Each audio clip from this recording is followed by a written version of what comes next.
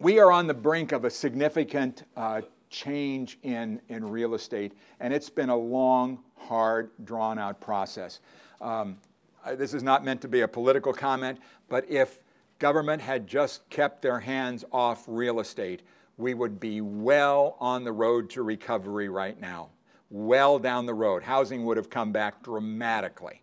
But we threw out things like first-time buyer programs that kind of forced forward some real estate activity and then put us back into a little bit of a downspin and stuff like that, and a lot of other things. We should have let the whole foreclosure process work itself out by itself instead of trying to drag it out and avoid it and stuff like that. You know, there were just people that should not have been owning homes that did own homes. They should have never had owned homes, and it created this monster situation. We went through that whole process of what they called pulse and pen loans. If you had a pulse and a pen, you could get a loan, okay? All right. We're now at the other end of the spectrum. Getting a loan is a very difficult, hard thing to do.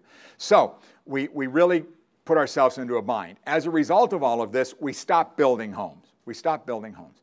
I always refer to San Diego County, and I've lived here for 40 years. I refer to San Diego County as that place that's a little bit south of Southern California, okay?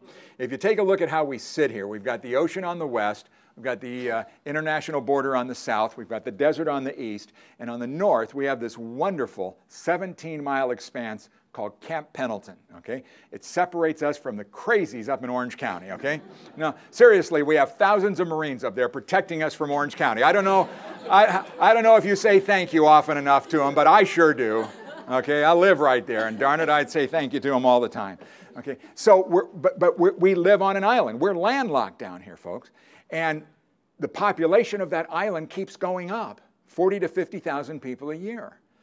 But we're not building enough housing for them. In a normal year, we need to build somewhere between 8,000 and 12,000 new homes just to keep up with the rate of inflation, the population growth. Well, the fact of the matter is, over the last 3-4 years, we've been issuing building permits around 2,000 to 3,000 building permits a year. 2 years ago, we issued 3,000 building permits in the county. 1,000 of those were to build homes that had been destroyed in fires. Okay? So we're just not building homes fast enough to meet the demand. And it is now finally kicking into gear.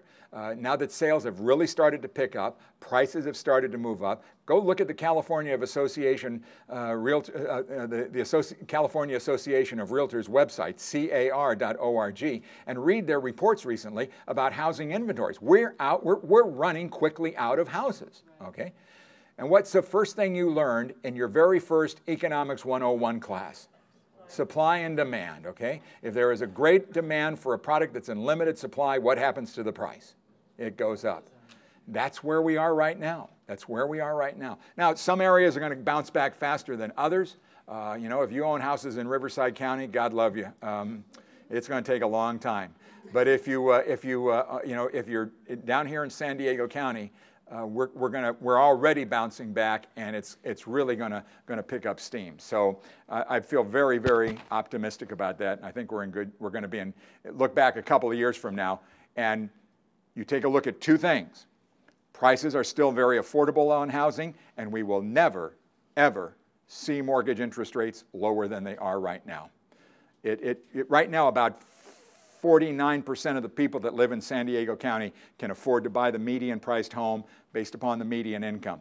I remember 6-7 years ago when that number was 9% of the people could afford to buy a home.